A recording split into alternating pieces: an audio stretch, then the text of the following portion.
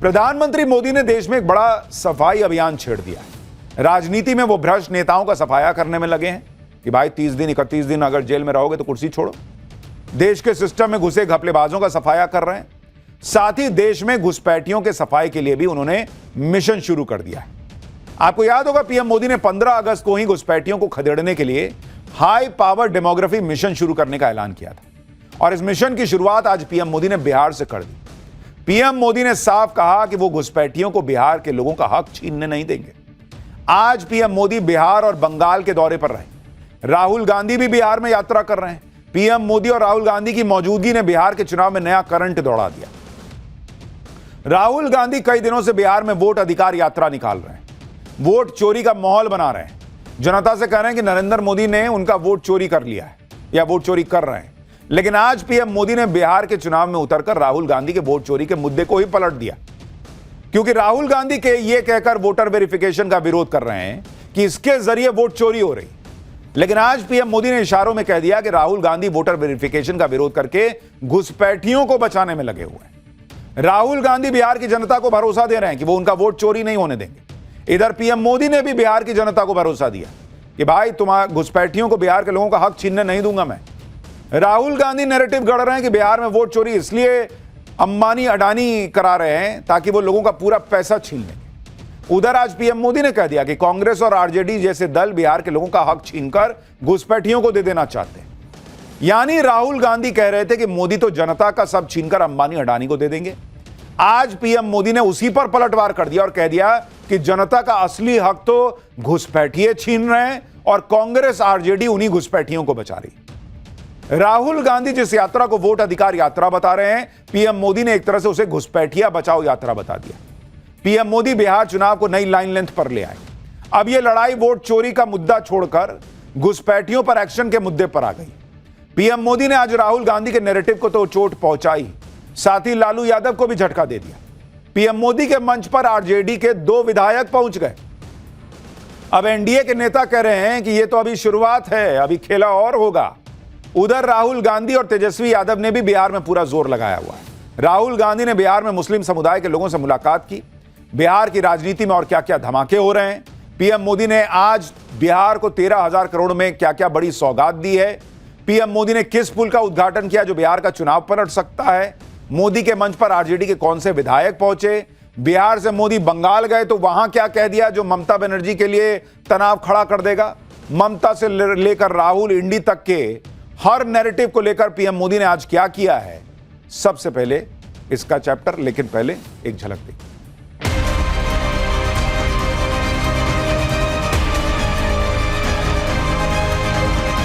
देश में घुसपैठियों की बढ़ती संख्या चिंता का विषय है।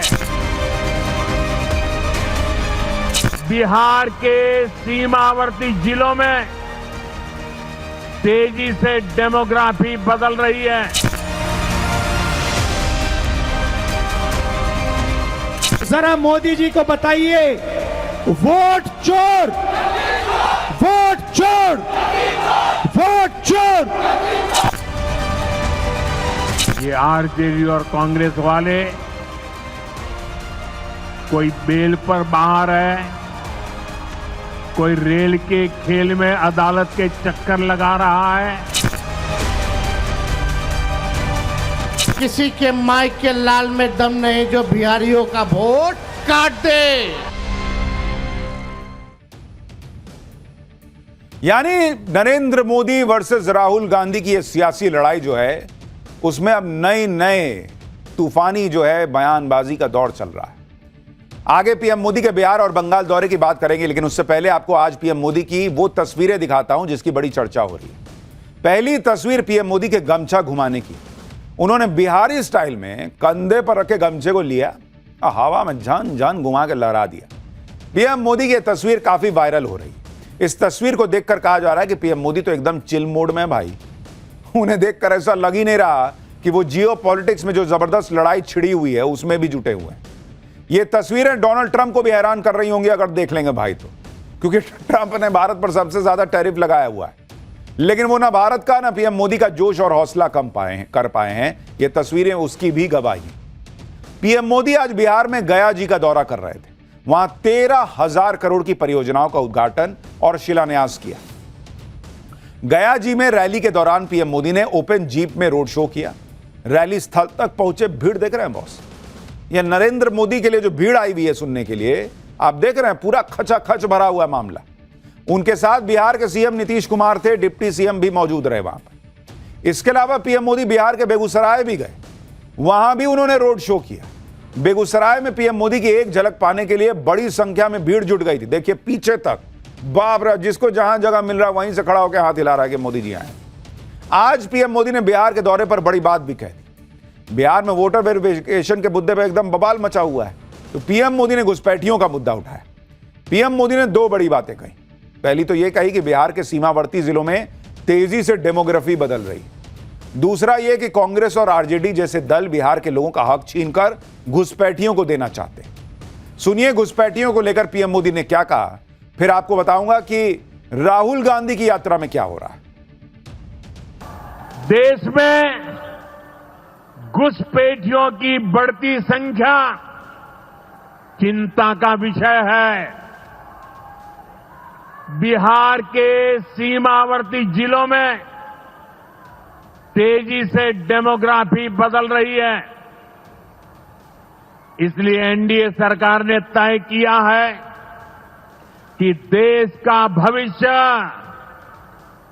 घुसपैठियों को नहीं तय करने देंगे। इस खतरे से निपटने के लिए मैंने डेमोग्राफी मिशन शुरू करने की बात कही है। बहुत जल्द ये मिशन अपना काम शुरू करेगा। हम हर घुसपैठियों को देश से बाहर करके ही रहेंगे। क्या ये घुसपैठिए आपका रोजगार छीनने आपको मंजूर है? एक घुसपैठिए आपकी जमीन पे कब्जा कर ले आपको मंजूर है? एक घुसपैठिए आपका हक छीन ले आपको मंजूर है? कांग्रेस और आरजेडी जैसे दल बिहार के लोगों का हक छीनकर घुसपैठियों को देना चाहते हैं।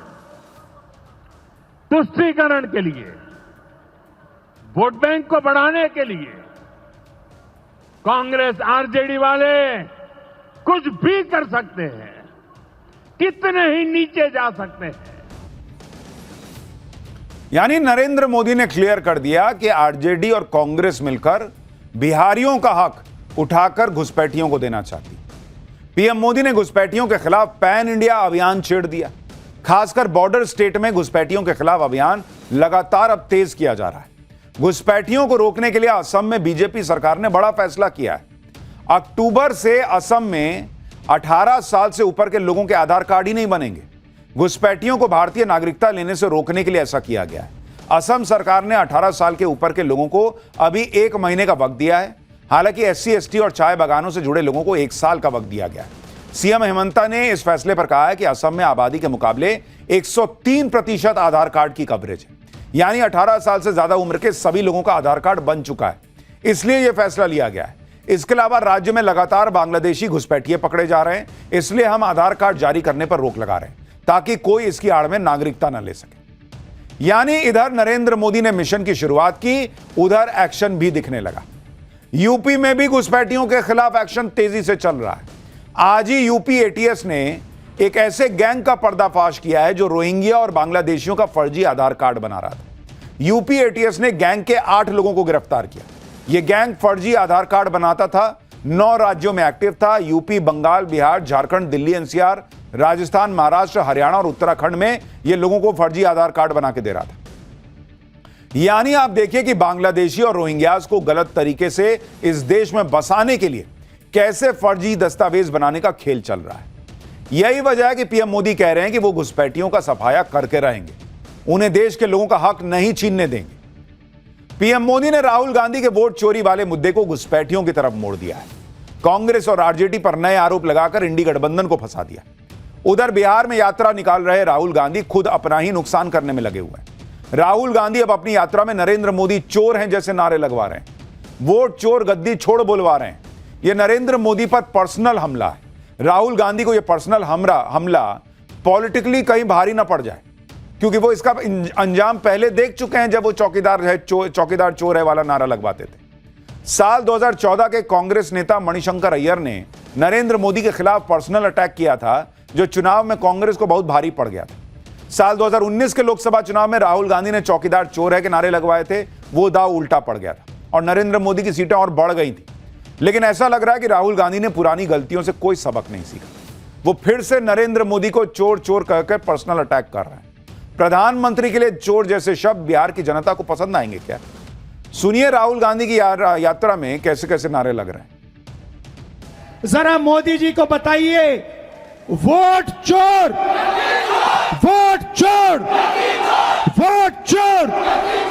ये जो आवाज है सुनामी जैसे बिहार से निकल आएगी और हर प्रदेश में ये फैलेगी और अंत में पूरे देश को पता लग जाएगा कि नरेंद्र मोदी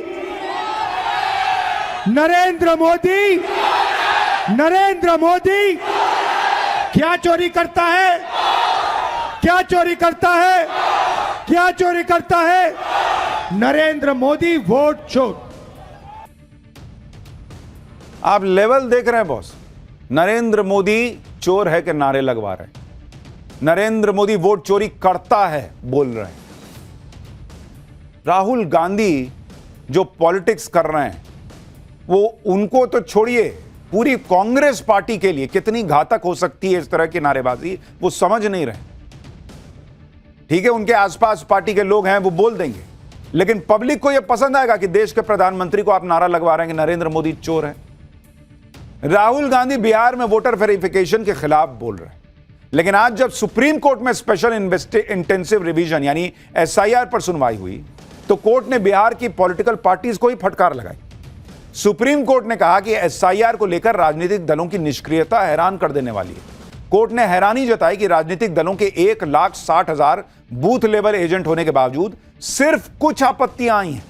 सुप्रीम कोर्ट ने फटकार लगाते हुए पूछा कि जिन वोटर्स के नाम काटे गए उनकी मदद के लिए राजनीतिक दल क्या कर रहे हैं। कोर्ट ने कहा कि अगर राजनीतिक दल ज्यादा जिम्मेदार होते तो आज हालात बहुत बेहतर होते। सुप्रीम कोर्ट ने निर्देश दिया कि सभी पार्टियों के बीएलए उन 65 लाख लोगों की लिस्ट चेक करें जिनके नाम ड्राफ्ट वोटर लिस्ट में शामिल नहीं किए गए।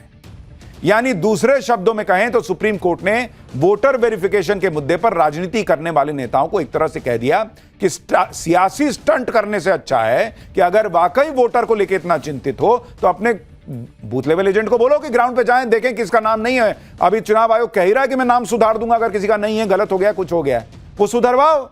वो नहीं सुधरवाने में ध्यान है, वीडियो बनाने में ध्यान है कि भाई इधर हम जो है लोगों को बैठा लें, वीडियो बना लें, उसमें भी गड़बड़ी कर दे रहे हैं। ये सब नहीं कर रहे हैं कि वोट चोरी हो रहा है, इसको साबित करने के लिए सबूत नहीं दे रहे हैं, शपथ पत्र नहीं दे रहे हैं, लेकिन नरेंद्र मोदी वोट चोर हैं, नरेंद्र मोदी चोर हैं कि नारे लगवा रहे हैं। इसके अलावा सुप्रीम कोर्ट ने चुनाव आयोग को निर्देश दिया है कि वोटर रिवीजन लिस्ट के दस्तावेजों में आधार कार्ड को भी शामिल करना होगा। सुप्रीम कोर्ट ने कहा है कि हटाए गए वोटर्स को लिस्ट में अपना नाम जुड़वाने के लिए फिजिकली के अलावा ऑनलाइन आवेदन की अनुमति भी दी जाए। आप देखिए कि आरजेडी और कांग्रेस एसआईआर पर सबसे ज्यादा शोर मचा रही है, वोट चोरी का राग गा रहे हैं, नरेंद्र मोदी चोर हैं नारे लगवा रहे हैं, लेकिन उसके एक भी बूथ लेवल एजेंट ने चुनाव आयोग को वोट चोरी की एक शिकायत नहीं दी है। बॉस आरजेडी के अगर आप देखेंगे, आप देखिए जरा इनका हिसाब किताब देखिए कि भाई अभी एसआईआर हो रहा है, बीएलए देखिए, बूथ लेवल एजेंट कहते हैं इसको। आरजेडी के कितने हैं बॉस? आरजेडी के बूथ लेवल एजेंट है बिहार में 47,506। कांग्रेस के कितने हैं बॉस? कांग्रेस के बूथ लेवल एजेंट हैं 17,549 बूथ लेवल एजेंट। बीजेपी के कितने हैं बूथ लेवल एजेंट? बीजेपी के हैं 53,338 बूथ लेवल एजेंट। जेडीयू के कितने हैं बॉस? 36,550 जेडीयू के बूथ लेवल एजेंट। भाई सुप्रीम कोर्ट कह रहा है कि आपके इतने 47,000 और इधर 17,000, 60-65,000 से ज्यादा आपके बूथ लेवल एजेंट हैं, और आप कितनी शिकायत दिए हैं भाई कि ये गड़बड़ी है वो गड़बड़ी है? चुन्नू सा। सुप्रीम कोर्ट कह रहा है कि राजनीतिक दल अपनी ताकत लगाकर वोटर लिस्ट को ठीक करवा लें, लेकिन इंडी गठबंधन अपनी ताकत माहौल बनाने में लगा रहा है, उसी में ये लोग फंस रहे हैं। राहुल गांधी के वोट चोरी के एक और दावे पर भी सवाल उठ गया है। राहुल गांधी ने बिहार के औरंगाबाद में कुछ लोगों से मुलाकात की थी। ऐसा दिखाया था कि ये वो गरीब लोग हैं जिनके नाम वोटर लिस्ट से जबरन काट दिए गए। जैसे राहुल गांधी से मीटिंग में अमन कुमार नाम के एक युवक ने कहा था कि जो लोग गरीब और पढ़े लिखे नहीं हैं उनके नाम काटे जा रहे हैं, जिस पर राहुल गांधी ने कहा था कि एसआईआर में यही हो रहा है। लेकिन औरंगाबाद प्रशासन ने राहुल गांधी के दावे का फैक्ट चेक किया और इसे झूठा बताया।